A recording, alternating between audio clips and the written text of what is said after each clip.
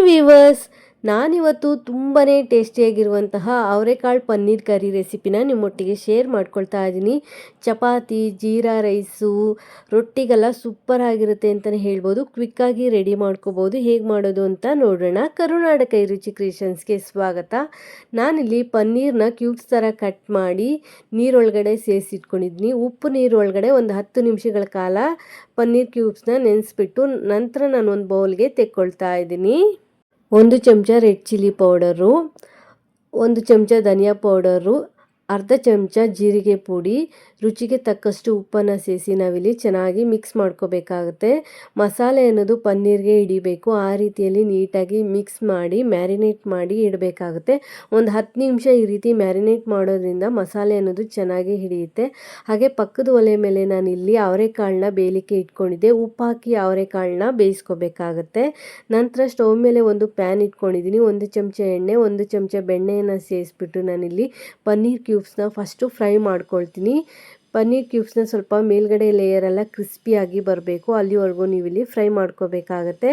ಪನ್ನೀರ್ಗೆ ಮಸಾಲೆನ ಸೇರಿಸ್ಬಿಟ್ಟು ಒಂದು 10 ನಿಮಿಷ ಎತ್ತಿಟ್ರೆ ಮಸಾಲೆ ಎಲ್ಲ ಚೆನ್ನಾಗಿ ಹಿಡಿದಿರುತ್ತೆ. ನಂತರ ನಾವು ಈ ರೀತಿ ಫ್ರೈ ಮಾಡ್ಕೋಬೇಕಾಗತ್ತೆ. ತವೆ ಮೇಲೆ ಸೇರಿಸ್ಬಿಟ್ಟು ಪನ್ನೀರ್ ಕ್ಯೂಬ್ಸ್ ಎಲ್ಲ ಚೆನ್ನಾಗಿ ಫ್ರೈ ಆಗಬೇಕು, ಕ್ರಿಸ್ಪಿಯಾಗಿ ಬರಬೇಕು. 50% ಕ್ರಿಸ್ಪಿ ಆದರೆ ಸಾಕಾಗುತ್ತೆ, ಅಲ್ಲಿವರೆಗೂ ಫ್ರೈ ಮಾಡ್ಕೊಳ್ಳಿ. ಮಸಾಲೆ ಎಲ್ಲ ಚೆನ್ನಾಗಿ ಹಿಡಿಯುತ್ತೆ ಈ ರೀತಿ ಮಾಡೋದ್ರಿಂದ. ಪನ್ನೀರ್ ಕ್ಯೂಬ್ಸ್ನ ಸ್ವಲ್ಪ ಚೆನ್ನಾಗಿ ನಾವಿಲ್ಲಿ ಫ್ರೈ ಮಾಡ್ಕೋಬೇಕಾಗತ್ತೆ. ಎಲ್ಲ ಸೈಡು ತಿರುವು ಹಾಕಿ ಬೇಯಿಸ್ಕೊಳ್ಳೋದ್ರಿಂದ ಪನ್ನೀರು ಚೆನ್ನಾಗಿ ಫ್ರೈ ಆಗುತ್ತೆ. ಪನ್ನೀರ್ನ ಚೆನ್ನಾಗಿ ಫ್ರೈ ಮಾಡ್ಕೊಂಡ ನಂತರ ಒಂದು ಬೌಲ್ಗೆ ಎತ್ತಿಟ್ಕೊಳ್ತಾ ಇದ್ದೀನಿ. ನಂತರ ಅದೇ ಪ್ಯಾನ್ಗೆ ಮತ್ತೊಂದು ಚಮಚ ಬೆಣ್ಣೆನ ಸೇರಿಸ್ಬಿಟ್ಟು ನಾನಿಲ್ಲಿ ಕ್ಯಾಪ್ಸಿಕಮ್ನ ಫ್ರೈ ಮಾಡ್ಕೊಳ್ತಾ ಇದ್ದೀನಿ. ಇದ್ರ ಜೊತೆಗೆ ಒಂದು ಸ್ವಲ್ಪ ಉಪ್ಪು ಮತ್ತು ಒಂದು ಚಿಟಿಕೆ ಸಕ್ಕರೆಯನ್ನು ಸಹ ನಾನಿಲ್ಲಿ ಸೇರಿಸ್ಕೊಳ್ತಾ ಇದ್ದೀನಿ. ಸ್ವಲ್ಪ ಉಪ್ಪು ಹಾಕಿ ಸ್ವಲ್ಪ ಸಕ್ಕರೆಯನ್ನು ಸೇರಿಸ್ಕೊಳ್ಳಿ. ಸಕ್ಕರೆ ಸೇರಿಸೋದ್ರಿಂದ ಟೇಸ್ಟು ಚೆನ್ನಾಗಿ ಕೊಡುತ್ತೆ ಅಂತಲೇ ಹೇಳ್ಬೋದು. ಗ್ರೇವಿ ಚೆನ್ನಾಗಿ ಇವಾಗ ಫ್ರೈ ಮಾಡ್ಕೊಳ್ಳಿ. ಕ್ಯಾಪ್ಸಿಕಮ್ಮು ಚೆನ್ನಾಗಿ ಫ್ರೈ ಆಗಬೇಕು, ಬೇಗ ಫ್ರೈ ಆಗುತ್ತೆ ಉಪ್ಪು ಮತ್ತು ಸಕ್ಕರೆ ಸೇರಿಸೋದ್ರಿಂದ. ಈಗ ಫ್ರೈ ಮಾಡಿಕೊಂಡು ಎತ್ತಿಟ್ಕೊಂಡಿದ್ದೀನಿ. ನಂತರ ಅದೇ ಪ್ಯಾನ್ಗೆ 1 ಚಮಚ ಎಣ್ಣೆಯನ್ನು ಸೇರಿಸ್ಬಿಟ್ಟು ನಾನಿಲ್ಲಿ ಮಸಾಲೆಯನ್ನು ಹುರ್ಕೊಳ್ತಾ ಇದ್ದೀನಿ. ಒಂದು 10 ಇಳ್ಕು ಬೆಳ್ಳುಳ್ಳಿ, ಒಂದು ಅರ್ಧ ಇಂಚು ಶುಂಠಿ, 1 ಪೀಸು ಚಕ್ಕೆ, 2 ಲವಂಗ, ಒಂದು ಅರ್ಧ ಈರುಳ್ಳಿ, ಹಾಗೆ 4 ಹಸಿಮೆಣಸಿನ್ಕಾಯನ್ನು ಸೇರಿಸ್ಕೊಂಡು ನಾನಿಲ್ಲಿ ಫ್ರೈ ಮಾಡ್ಕೊಳ್ತಾ ಇದ್ದೀನಿ. ಮಸಾಲೆಯಲ್ಲಿರುವಂಥ ಹಸಿ ಸ್ಮೆಲ್ ಹೋಗೋವರೆಗೂ ಚೆನ್ನಾಗಿ ಫ್ರೈ ಮಾಡ್ಕೊಳ್ಳಿ. 1 ಕಡ್ಡಿ ಕರಿಬೇವನ್ನು ಸಹ ಸೇರಿಸ್ಬಿಟ್ಟು ನಾನಿಲ್ಲಿ ಫ್ರೈ ಮಾಡ್ಕೊಳ್ತಾ ಇದ್ದೀನಿ. ಈರುಳ್ಳಿ ಬೆಳ್ಳುಳ್ಳಿಯಲ್ಲಿರುವಂಥ ಹಸಿ ಸ್ಮೆಲ್ಲೆಲ್ಲ ಹೋದ ನಂತರ ನಾನಿಲ್ಲಿ 1 ಟೊಮೆಟೊನ ಉದ್ದುದಕ್ಕೆ ಹೆಚ್ಚಿಬಿಟ್ಟು ಸೇರಿಸ್ಕೊಂಡು ಅದನ್ನು ಸಹ ಫ್ರೈ ಮಾಡ್ಕೊಳ್ತೀನಿ. ಟೊಮೆಟೊನು ಸಹ ಸಾಫ್ಟಾಗಿ ಬೇಯಬೇಕು, ಅಲ್ಲಿವರೆಗೂ ಚೆನ್ನಾಗಿ ಫ್ರೈ ಮಾಡ್ಕೊಳ್ಳಿ. ಮಸಾಲೆನ ಹುರಿದು ಮಾಡೋದ್ರಿಂದ ಟೇಸ್ಟ್ ಅಂತೂ ತುಂಬ ಚೆನ್ನಾಗಿ ಕೊಡುತ್ತೆ ಅಂತಲೇ ಹೇಳ್ಬೋದು. ಲಾಸ್ಟಲ್ಲಿ 1 ಚಮಚ ಜೀರಿಗೆಯನ್ನು ಸೇರಿಸ್ಬಿಟ್ಟು ಅದನ್ನು ಸಹ ಚೆನ್ನಾಗಿ ನಾನಿಲ್ಲಿ ಮಿಕ್ಸ್ ಮಾಡಿ ಫ್ರೈ ಮಾಡ್ಕೊಳ್ತಾ ಇದ್ದೀನಿ. ಜೀರಿಗೆ ಹಾಕಿದ್ಮೇಲೆ ಸ್ವಲ್ಪ ಹೊತ್ತು ಫ್ರೈ ಮಾಡಿ ಫ್ಲೇಮ್ ಆಫ್ ಮಾಡಿ ತಣ್ಣಗಾಗಲಿಕ್ಕೆ ಬಿಟ್ಬಿಡಿ. ತಣ್ಣಗಾದ ನಂತರ ಮಸಾಲೆಯನ್ನು ಮಿಕ್ಸಿ ಜಾರ್ಗೆ ಸೇರಿಸಿ ನಾವು ನುಣ್ಣಗೆ ರುಬ್ಕೋಬೇಕಾಗತ್ತೆ. ರುಬ್ಕೊಳ್ಳಿಕ್ಕೆ ಎಷ್ಟು ಬೇಕೋ ಅಷ್ಟು ನೀರನ್ನು ಸೇರಿಸ್ಬಿಟ್ಟು ನುಣ್ಣಗೆ ರುಬ್ಕೊಳ್ಳಿ. ಸ್ಟವ್ ಮೇಲೆ ಒಂದು ಪ್ಯಾನ್ ಇಟ್ಕೊಂಡು 1-2 ಚಮಚ ಎಣ್ಣೆ, 1 ಚಮಚ ಬೆಣ್ಣೆ, ಹಾಗೆ ಒಂದು ಸ್ವಲ್ಪ ಜೀರಿಗೆಯನ್ನು ಸೇರಿಸಿದ್ದೀನಿ.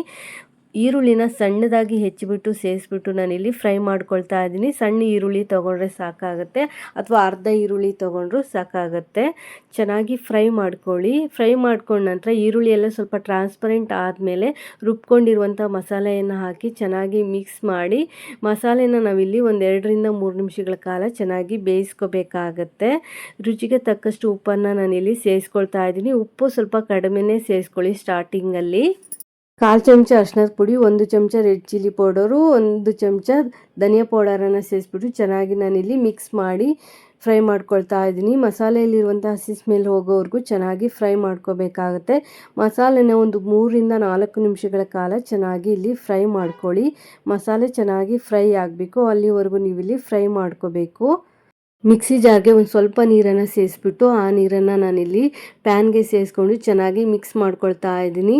ಗ್ರೇವಿಯ ತಿಕ್ನೆಸ್ಸನ್ನು ನೋಡಿಕೊಂಡು ನೀವಿಲ್ಲಿ ನೀರನ್ನು ಸೇರಿಸ್ಬೋದು. ಜಾರ್ಗೆ ನಾನು ಸುಮಾರು 1 ಲೋಟ ಆಗುವಷ್ಟು ನೀರನ್ನು ಸೇರಿಸಿ ಆ ನೀರನ್ನು ಸೇರಿಸ್ಕೊಂಡು ಚೆನ್ನಾಗಿ ಮಿಕ್ಸ್ ಮಾಡಿ ನಂತರ ಅವರೆಕಾಳು ಏನು ಬೇಯಿಸಿಟ್ಕೊಂಡಿದ್ದೆ ಆ ಅವರೆಕಾಳನ್ನು ಸೇರಿಸ್ಕೊಳ್ತಾ ಇದ್ದೀನಿ. ಅವರೆಕಾಳನ್ನು ಸೇರಿಸಿದ ನಂತರ ಇನ್ನೊಂದು ಸ್ವಲ್ಪ ನೀರನ್ನು ಸೇರಿಸ್ಕೊಳ್ತಾ ಇದ್ದೀನಿ. ಇನ್ನೊಂದು ಸಣ್ಣ ಲೋಟದಲ್ಲಿ ಇನ್ನೊಂದು ಲೋಟ ಆಗುವಷ್ಟು ನೀರನ್ನು ಸೇರಿಸ್ಕೊಂಡಿದ್ದೀನಿ. ಗ್ರೇವಿಯ ತಿಕ್ನೆಸ್ಸು ಯಾವ ರೀತಿ ಬೇಕು ಅಂತ ನೋಡಿಕೊಂಡು ನೀವಿಲ್ಲಿ ನೀರನ್ನು ಸೇರಿಸ್ಕೋಬೇಕಾಗತ್ತೆ. ಬೇಯಿದ ಮೇಲೆ ಇನ್ನೊಂದು ಸ್ವಲ್ಪ ಗಟ್ಟಿ ಆಗುತ್ತೆ, ಅದಕ್ಕೋಸ್ಕರ ನೋಡಿಕೊಂಡು ನೀರನ್ನು ಸೇರಿಸ್ಕೊಳ್ಳಿ. ಲಿಡ್ ಕವರ್ ಮಾಡಿ ಮತ್ತೆ ಒಂದು 2ರಿಂದ 3 ನಿಮಿಷಗಳ ಕಾಲ ಚೆನ್ನಾಗಿ ನಾನಿಲ್ಲಿ ಬೇಯಿಸ್ಕೊಳ್ತಾ ಇದ್ದೀನಿ. ಅವರೆಕಾಳು ಹಾಕಿದ ಮೇಲೆ ಅವರೆಕಾಳಿಗೂ ಸಹ ಮಸಾಲೆ ಅನ್ನೋದು ಹಿಡಿಬೇಕು, ಆ ರೀತಿಯಲ್ಲಿ ಬೇಯಿಸ್ಕೋಬೇಕಾಗುತ್ತೆ. ನಂತರ ಫ್ರೈ ಮಾಡ್ಕೊಂಡಿರುವಂಥ ಕ್ಯಾಪ್ಸಿಕಮ್ಮು ಮತ್ತು ಪನ್ನೀರನ್ನು ಸೇರಿಸಿ ಚೆನ್ನಾಗಿ ಮಿಕ್ಸ್ ಮಾಡಿ ಮತ್ತೆ ಲಿಡ್ ಕವರ್ ಮಾಡಿ ಬೇಯಿಸ್ಕೊಳ್ತೀನಿ. ಈಗ ಟೇಸ್ಟ್ ನೋಡಿಕೊಂಡು ಉಪ್ಪನ್ನು ಸೇರಿಸ್ಕೊಳ್ಳಿ.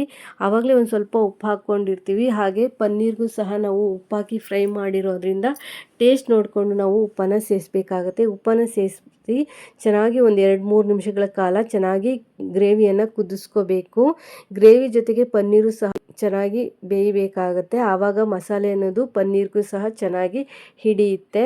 ಒಂದು 2-3 ನಿಮಿಷಗಳ ಕುದಿಸಿದ ಮೇಲೆ ನೀವು ನೋಡ್ತಾ ಇರ್ಬೋದು ಗ್ರೇವಿ ಎಷ್ಟು ಗಟ್ಟಿಯಾಗಿದೆ ಅಂತ ಹೇಳಿ. ಲಾಸ್ಟಲ್ಲಿ ಒಂದು ಸ್ವಲ್ಪ ಕಸೂರಿ ಮೇಥಿಯನ್ನು ಸೇರಿಸ್ಕೊಳ್ತಾ ಇದ್ದೀನಿ, ಹಾಗೆ ಒಂದು ಸ್ವಲ್ಪ ಕೊತ್ತಂಬರಿ ಸೊಪ್ಪನ್ನು ಸೇರಿಸಿ ಚೆನ್ನಾಗಿ ನಾನಿಲ್ಲಿ ಮಿಕ್ಸ್ ಮಾಡಿ ಮತ್ತೆ 1 ನಿಮಿಷಗಳ ಕಾಲ ಫ್ರೈ ಮಾಡ್ಕೊಳ್ತೀನಿ. ಕೊತ್ತಂಬರಿ ಸೊಪ್ಪಿನಲ್ಲಿರುವಂತಹ ಫ್ಲೇವರ್ ಸಹ ಗ್ರೇವಿಗೆ ಬಿಡಬೇಕಾಗುತ್ತೆ, ಆ ರೀತಿಯಲ್ಲಿ ಫ್ರೈ ಮಾಡ್ಕೊಳ್ಳಿ. ಹಾಗೆ 1 ಚಮಚ ಆಗುವಷ್ಟು ಮೊಸರನ್ನ ನಾನಿಲ್ಲಿ ಸೇರಿಸ್ಕೊಂಡಿದ್ದೀನಿ. ಮೊಸರು ಅಥವಾ ಫ್ರೆಶ್ ಕ್ರೀಮನ್ನು ನೀವಿಲ್ಲಿ ಸೇರಿಸ್ಕೋಬೋದು. ನಾನಿಲ್ಲಿ ಮೊಸರನ್ನ ಸೇರಿಸ್ಬಿಟ್ಟು ಚೆನ್ನಾಗಿ ಮಿಕ್ಸ್ ಮಾಡಿ ಇನ್ನು 1 ನಿಮಿಷ ನಾನು ಚೆನ್ನಾಗಿ ಬೇಯಿಸ್ಕೊಳ್ತೀನಿ ಮಸಾಲೆಯನ್ನು. ಈ ರೀತಿ ಲಿಡ್ ಕವರ್ ಮಾಡಿ ಬೇಯಿಸ್ಕೊಳ್ಳಿ. ಅದೊಂದು ಸ್ವಲ್ಪ ಬೆಂದರೆ ಇನ್ನೂ ಸಹ ಟೇಸ್ಟ್ ಚೆನ್ನಾಗಿ ಬರುತ್ತೆ ಅಂತಲೇ ಹೇಳ್ಬೋದು. ಈಗ ಗ್ರೇವಿ ಚೆನ್ನಾಗಿ ರೆಡಿ ಆಗಿದೆ, ನೀವು ನೋಡ್ತಾ ಇರ್ಬೋದು ಎಷ್ಟು ತಿಕ್ಕಾಗಿ ಬಂದಿದೆ ಅಂತ ಗ್ರೇವಿ. ಲಾಸ್ಟಲ್ಲಿ 1 ಚಮಚ ಬೆಣ್ಣೆಯನ್ನು ಹಾಕಿ ಫ್ಲೇಮ್ ಆಫ್ ಮಾಡಿ ಲಿಡ್ ಕವರ್ ಮಾಡಿ 1 ನಿಮಿಷಗಳ ಕಾಲ ಹಾಗೆ ಬಿಟ್ಬಿಡಿ. ನಂತರ ಬಿಸಿ ಬಿಸಿಯಾಗಿ ಸರ್ವ್ ಮಾಡಿ ಚಪಾತಿ, ರೊಟ್ಟಿ, ದೋಸೆ ಹಾಗೆ ಜೀರಾ ರೈಸು, ಗೀ ರೈಸ್ಗೆಲ್ಲ ಸೂಪರ್ ಆಗಿರುತ್ತೆ ಅಂತಲೇ ಹೇಳ್ಬೋದು. ರೈಸ್ಗೂ ಸಹ ತುಂಬ ಟೇಸ್ಟಿಯಾಗಿರುತ್ತೆ, ಚಪಾತಿ ರೊಟ್ಟಿಗೆಲ್ಲ ಸಹ ತುಂಬ ಚೆನ್ನಾಗಿರುತ್ತೆ. ನಾನು ಚಪಾತಿ ಒಟ್ಟಿಗೆ ಸರ್ವ್ ಮಾಡಿದ್ದೀನಿ. ಈ ರೆಸಿಪಿ ಏನಾದರೂ ಇಷ್ಟ ಆಯಿತು ಅಂದರೆ ಒಂದು ಲೈಕ್ ಕೊಡಿ. ಹೊಸದಾಗಿ ಚಾನಲ್ ನೋಡೋರು ಸಬ್ಸ್ಕ್ರೈಬ್ ಮಾಡ್ಕೊಂಡು ನೋಡಿ. Thanks for watching this video.